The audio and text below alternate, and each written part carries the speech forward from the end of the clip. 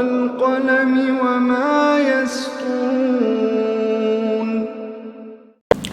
नाज़रीन अस्सलामु अलैकुम वरहमतुल्लाहि वबरकातुहू। सीधी बात की ताज़ा तरीन खबरों में आप लोगों का इस्तकबाल है। आइए सबसे पहले आज की सुर्खियों पर नजर करते हैं। गुरुग्राम से आई नाइंसाफी की खबर। भीड़ के हमले का शिकार हुई फैमिली के 2 लोगों पर FIR दर्ज। मोदी दोबारा वजीर आजम नहीं बनेंगे, केजरीवाल की इंटरव्यू में पेशगोई। फारूक अब्दुल्ला के बिगड़े बोल, कहा CRPF के जो 40 लोग शहीद हो गए उसका भी मुझे शक है। लोकसभा इलेक्शन से कबल अखिलेश यादव को बड़ा झटका, अजीम इतिहास से अलग हो गई ये पार्टी। हार्दिक पटेल को गुजरात हाईकोर्ट से लगा बड़ा झटका, सजा पर रोक लगाने से मुतल्लिक वर्ज़े खारिज। मोदी जीते तो पाकिस्तान मनाएगा मातम, ये इंतखाबात हिंदुस्तान और पाकिस्तान के दरमियान। वजीर आला गुजरात के बिगड़े बोल, देश को बचाने के लिए मोदी को हराना जरूरी। ILD सरबराह अजीत सिंह से खुसूसी गुफ्तगू। मैं मोदी की तरह झूठे वादी नहीं कर सकता, राहुल गांधी का बयान। मोदी मुलाजिमतों को तबाह करने वाले वजीर आजम के तौर पर याद किए जाएंगे, कांग्रेस का आया बयान। इंतखाबी चौपाल, मुजफ्फरनगर फसाद के खौफनाक यादों को भुलाकर इत्तेहाद के साथ खड़ा है अकलियती तबका। आवाम के जज्बात से खेल रहे हैं मोदी। उत्तर प्रदेश मुजफ्फरनगर में जहेज की भीड़ चढ़ी, एक और बेटी जलाकर मारने का इल्जाम। उत्तर प्रदेश बिलिया के एक मकान में शॉर्ट सर्किट से आतिशज़दगी, 3 हलाक। नीरव मोदी मामले की जांच कर रही ED अफसर का तबादला, कुछ घंटों में फैसला और बदला। रिश्वत के मामलों से निपटने के लिए इलेक्शन कमीशन के मुतालबात को मरकजी हुकूमत ने नहीं माना। ब्रेग्जिट का मामला यूरोपीय यूनियन और बरतानिया के मसाइल खड़ा कर रहा है, तुर्की का बयान। तुर्की में बल्दियाती इंतखाबात 31 मार्च को हो रहे हैं। तुर्की के खिलाफ इक्तिसादी जंग में भी हम सुरखरू होंगे, सदर रजब तैयब एर्दोगान का बयान। अफगानिस्तान तालिबान के हमले में सिक्योरिटी एहलकार हलाक, मुतअद्दिद जख्मी। नाज़रीन अस्सलामु अलैकुम वरहमतुल्लाहि वबरकातुहू। सीधी बात की ताज़ा तरीन खबरों में आप लोगों का इस्तकबाल है। मैं अंसार अजीज नदवी आज की खबरों की तफसीलात लेकर आप लोगों की खिदमत में हाजिर हूँ। नाज़रीन, तफसीलात में जाने से पहले आपको इत्तला कर दूं कि आज का प्राइम टाइम शाये हो चुका है और आपसे सवाल किया गया है कि आप 2019 के पार्लिमानी इंतखाबात में किसको वोट देंगे, और उस पर तजिया हुआ है, उसको ज़रूर देखें, दूसरों तक फैलाएं और आप अपने व्हाट्सएप ग्रुप में लिंक्स शेयर करें। और हमारे चैनल को जिन लोगों ने सब्सक्राइब नहीं किया है सब्सक्राइब भी करें और बेल आइकन को भी दबाएं ताकि हमारे ताज़ा वीडियोस के अलर्ट्स आपको हासिल होते रहें। बहरकैफ नाज़रीन, चलिए चलते हैं तफसीलात की जानिब। पहली खबर है नई दिल्ली से और गुरुग्राम से। इस मरतबा एक नाइंसाफ़ी की खबर मौसूल हुई है।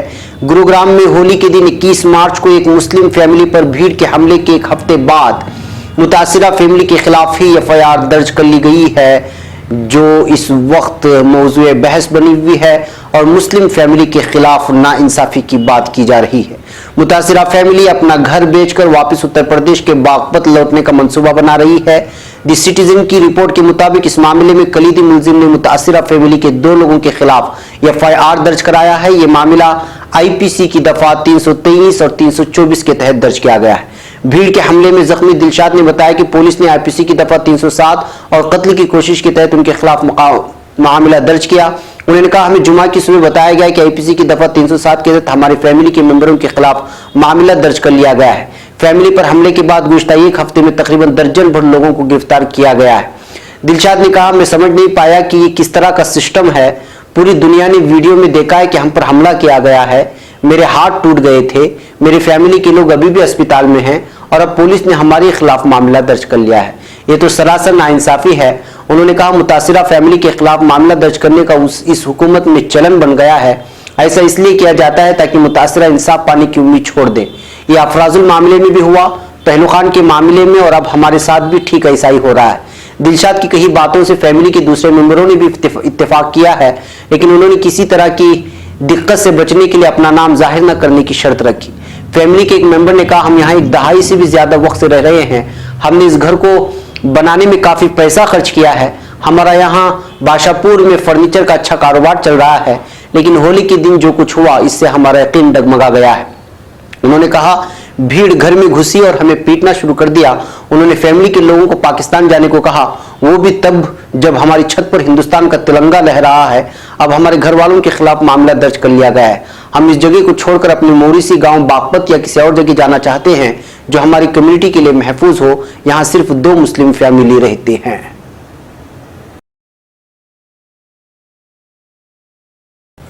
अब खबर हैदराबाद से। दिल्ली के वजीर आला व आम आदमी पार्टी के कन्वीनर अरविंद केजरीवाल ने पेशगोई की है कि मोदी इस मर्तबा वजीर आजम नहीं बनेंगे और इन इंतखाबात में बीजेपी 200 से भी कम नशिस्तों पर कामयाबी हासिल करेगी। केजरीवाल, जिन्होंने यूपी की हुक्मरान जमात तेलुगु देशम के लिए इंतखाबी मुहिम चलाई, इस मौके पर चंद्रबाबू नायडू के साथ एक प्राइवेट टीवी चैनल को दिए गए इंटरव्यू में इल्जाम लगाया कि मुल्क में मोदी और अमित शाह की आमिराना तर्ज की हुकूमत है। इसके खिलाफ तमाम मुखालिफ जमातें जद्दोजहद कर रही हैं।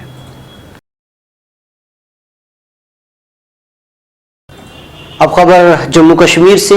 नेशनल कॉन्फ्रेंस के लीडर फारूक अब्दुल्ला ने एक मरतबा फिर मुतनाज़ा बयान दे दिया है। फारूक अब्दुल्ला ने 14 फरवरी को पुलवामा में सीआरपीएफ के काफिले पर हुए हमले में 40 जवानों की शहादत पर भी शक जाहिर किया है। समाचार एजेंसी एएनआई की जानिब से जारी किए गए एक वीडियो में फारूक अब्दुल्ला ने कहा, कितने सिपाही हिंदुस्तान के शहीद हुए छत्तीसगढ़ में, क्या कभी मोदी जी वहां गए, उन्होंने फूल चढ़ाए उनके लिए, कभी उनके खानदानों से हमदर्दी जाहिर की, या जितने सिपाही यहां मरे उनके लिए कुछ कहा, मगर वो 40 लोग सीआरपीएफ के शहीद हो गए, उसका भी मुझे शक है। फारूक अब्दुल्ला ने कहा कि वो मिसाइल जो उसने सैटेलाइट को मारने के लिए छोड़ा वो मनमोहन सिंह ने तैयार कराया था। आज ये इलेक्शन था, दिखाने के लिए हनुमान जी तशरीफ लाए हैं। उसने बटन दबाया, एक बटन गलत दबाया और हेलीकॉप्टर गिर गया, हमारे 6 जवान शहीद हो गए। अब खबर लखनऊ से। लोकसभा इलेक्शन 2019 से पहले उत्तर प्रदेश में Samajwadi party, Bahujan Samaj party, SP BSP इत्तेहाद को बड़ा झटका लगा है। 26 मार्च को अखिलेश यादव की समाजवादी पार्टी के साथ इत्तेहाद का ऐलान करने वाली निषाद पार्टी ने अजीम इत्तेहाद से अलग होने का ऐलान कर दिया है। निषाद पार्टी का समाजवादी पार्टी से किनाराकशी करने को अजीम इत्तेहाद के लिए पूर्वांचल में बड़ा झटका माना जा रहा है। निषाद पार्टी के सदर संजय निषाद ने कहा है कि हम अजीम इत्तेहाद से अलग हो रहे हैं। उन्होंने कहा कि हमें और हमारी पार्टी के कारकुनान को समाजवादी पार्टी में एहतराम नहीं मिल रहा था।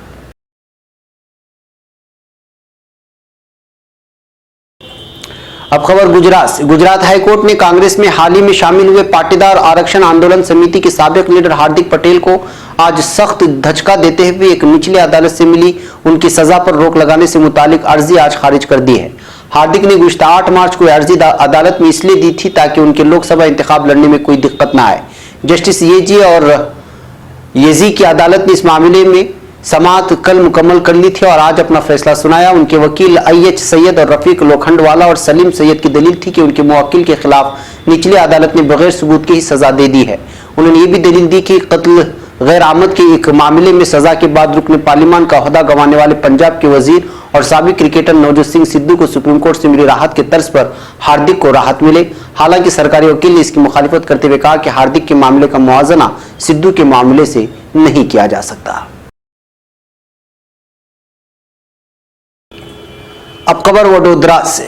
वजीर आजम नरेंद्र मोदी की आबाई रियासत गुजरात के वजीर आला और senior BJP leader Vijay Rupani ने आज दावा किया है कि मौजूदा लोकसभा इंतखाबात हिंदुस्तान और पाकिस्तान के दरमियान मुकाबला है।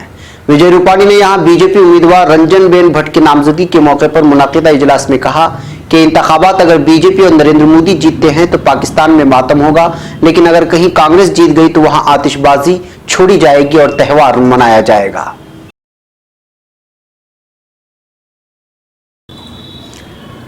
अब खबर मुजफ्फरनगर से। राष्ट्रीय लोकदल यानी RLD के सरबराह और मुल्क के साबिक वजीर आजम चौधरी चरण सिंह की विरासत के कायद चौधरी अजीत सिंह इन दिनों मुजफ्फरनगर में दिल्ली जाने वाली सड़क पर वाक़ एक होटल में अपने गैर मुस्तकिल दफ्तर में ठहरे हुए हैं। मुजफ्फरनगर में अजीत सिंह के क़याम को लेकर गुज़िश्ता एक हफ्ते से लगातार बातचीत हो रही है। वो इंतखाब किस दरवाजे से लड़ेंगे इस पर सवाल है, लेकिन खुद अजीत सिंह कहते हैं हर घर मेरा दरवाजा है और हर आंगन मेरा अपना है। मेरे लोगों को यहाँ डराने धमकाने की कोशिश हो रही है। मैं जमीन और किसान का लीडर हूँ और खेत खलियान से इंतखाब लड़ रहा हूँ। मुजफ्फरनगर से इत्तेहाद के उम्मीदवार और ILD सदर चौधरी अजीत सिंह कहते हैं कि इंतखाब अब तक का सबसे अहम इंतखाब है। अगर इस बार बरसरे इख्तिदार लोग दोबारा इख्तिदार में लौट आए तो मुल्क में जमहूरियत का खात्मा हो जाएगा। उन्होंने कहा कि इस मुल्क और इसके आईनी इदारों को बचाने के लिए मोदी को जाना ही होगा।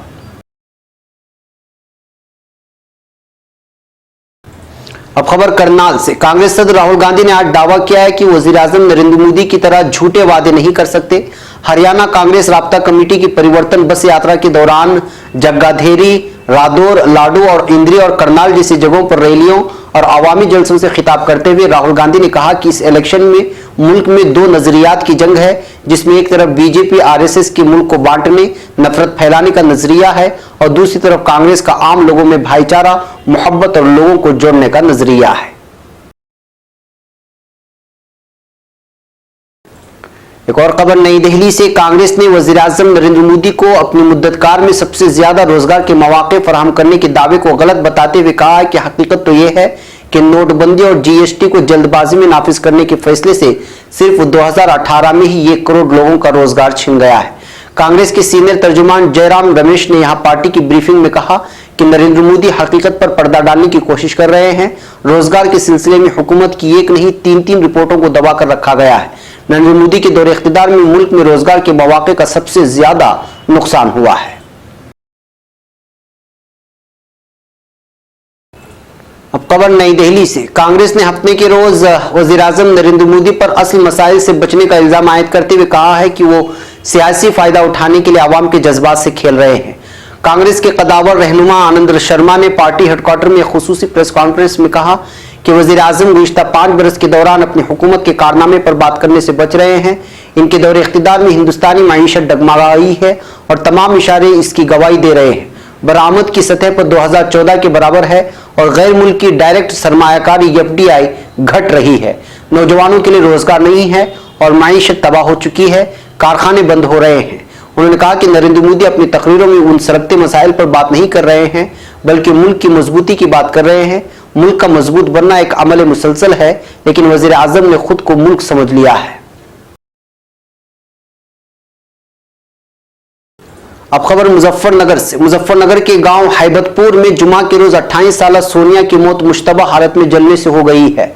सोनिया के घर वालों का कहना है कि सोनिया के साथ कोई हादसा नहीं हुआ है, बल्कि उसे जहेज की खातिर जलाकर मार डाला गया है। उन्होंने बताया कि सोनिया की शादी तकरीबन 9 साल कबल हैबतपुर बाशिंदा मांगेराम के बेटे अरविंद के साथ हुई थी और सोनिया को एक बेटा और एक बेटी भी है, लेकिन ससुराल वाले हमेशा जहेज का मुतालबा करते रहते थे।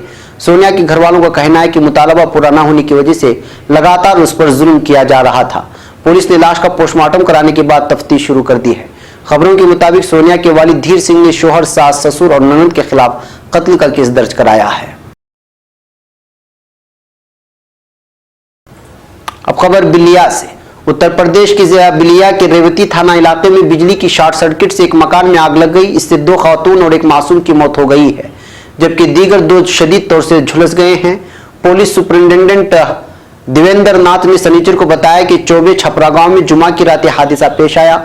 उन्होंने बताया कि आग से झुलसकर काजल, सीमा और सीमा की बेटी राजीवर की मौत हो गई, जबकि वीरेंद्र और उनकी बीवी मीरा शदीद तौर से झुलस गए। मिस्टर नाथ ने बताया कि दोनों को जिला अस्पताल में दाखिल कराया गया है। एक और खबर नई दिल्ली से। नरेंद्र मोदी हुकूमत ने नीरव मोदी मामले की जांच इंचार्ज ईडी अफसर का जुमा को तबादला कर दिया, लेकिन कुछ ही घंटों में उस हुक्म को वापस भी ले लिया गया। ईडी मुंबई ने नीरव मोदी जांच मामले के अहम तफ्तीशी एहलकार ईडी के ज्वाइंट डायरेक्टर सत्याव्रत कुमार के तबादले का हुक्म जारी किया था। सत्याव्रत कुमार कोयला घोटाला मामले में भी तफ्तीशी एहलकार हैं। ये मामला सुप्रीम कोर्ट में है। सत्याव्रत कुमार ने लंदन से दी वायर को बताया है कि वो ईडी टीम का हिस्सा थे, लेकिन वो तबादले और बाद में तबादले के हुक्म को मनसूख करने के बारे में कोई तबसरा नहीं करेगी।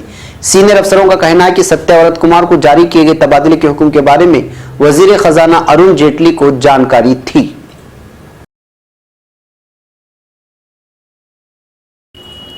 अब खबर नई दिल्ली से। इलेक्शन कमीशन ने साल 2016 से अब तक 4 बार खत लिखकर मोदी हुकूमत से मुतालबा किया था कि अगर किसी बूथ या इंतखाबी हल्के में राय दहिंदगान को रिश्वत देने के मामले सामने आते हैं तो कमीशन को यह इख्तियार दिया जाना चाहिए कि वो इंतखाब को मुलतवी करे। हालांकि हुकूमत ने हर बार कमीशन के इस मुतालबे को खारिज कर दिया। एक रिपोर्ट के मुताबिक आरटीआई के तहत इलेक्शन कमीशन से इस मामले में वजीर कानून और वजारत कानून के जरिए लिखे गए खत समेत कई दस्तावेज हासिल किए गए। इन खुसूस से वाज़ेह होता है कि इंतखाब में पैसे के बढ़ते इस्तेमाल के बावजूद हुकूमत ये इख्तियार नहीं देना चाहती है कि रिश्वत के मामले सामने आने पर कमीशन इंतखाब को रद्द कर सके। अब अब खबर तुर्की से। जस्टिस एंड डेवलपमेंट पार्टी के तर्जुमान उमर चेलक का कहना है कि सिलसिला ब्रेक्जिट का खटाई में पड़ना यूरोपीय यूनियन और बरतानिया के लिए अजीम सतह के मसाइल खड़ा कर रहा है। बरतानवी पार्लियामेंट में तीसरी दफा रायशुमारी के लिए पेश किए जाने वाले ब्रेक्जिट माहिदे को एक बार फिर मुस्तरद करते हुए इस मुल्क की यूरोपीय यूनियन से अलहदगी को 12 अप्रैल तक छोड़ दिया गया है। पार्लियामेंट में होने वाले रायदही में 286 मेंबरान असेंबली ने ब्रेक्जिट के हक में जबकि 344 ने उसके खिलाफ वोट डाला है। यूरोपीय यूनियन के साथ तय पाने वाली मुताबिकत के मुताबिक बरतानिया की यूनियन से अलहदगी अब 12 अप्रैल तक मुलतवी हो गई है।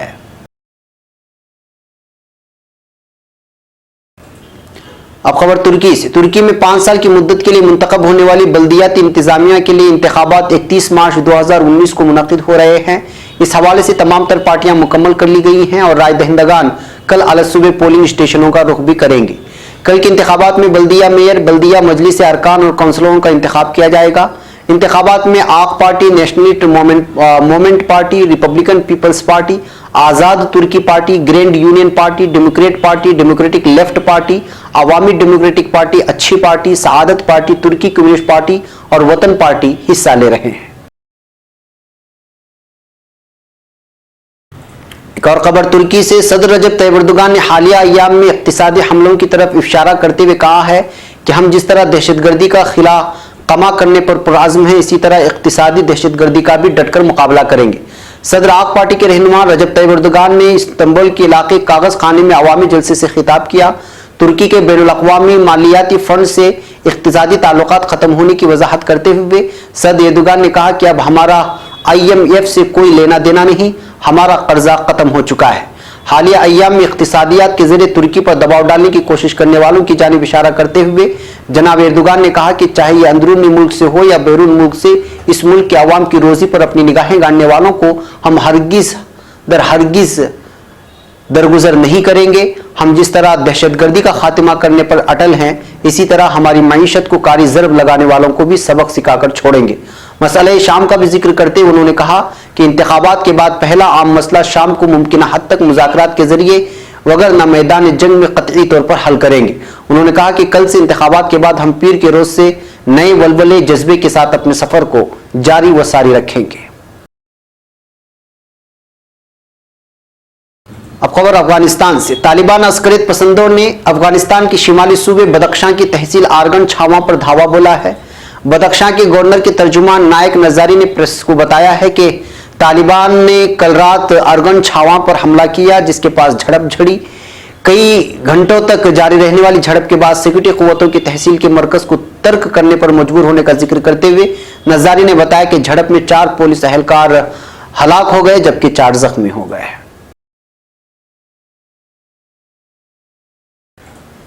अब खबर फिलिस्तीन से। जालिम इसराइल के वजीर आजम बिन्यामिन नेतन्याहू का कहना है कि उनका मुल्क गजा में बड़े पैमाने पर अस्करी मुहिम के लिए तैयार है, ताहम इस रास्ते का इंतखाब तमाम दीगर तरजीहात के गैर मुअस्सिर होने के बाद ही किया जाएगा।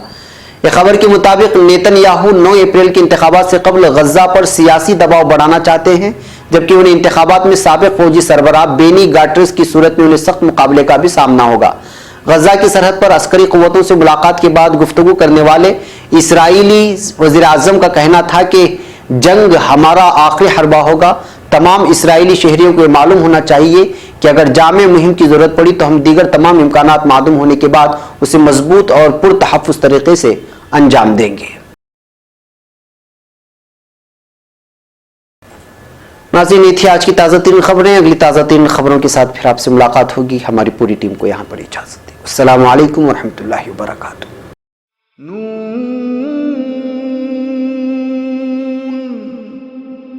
वल क़लम वमा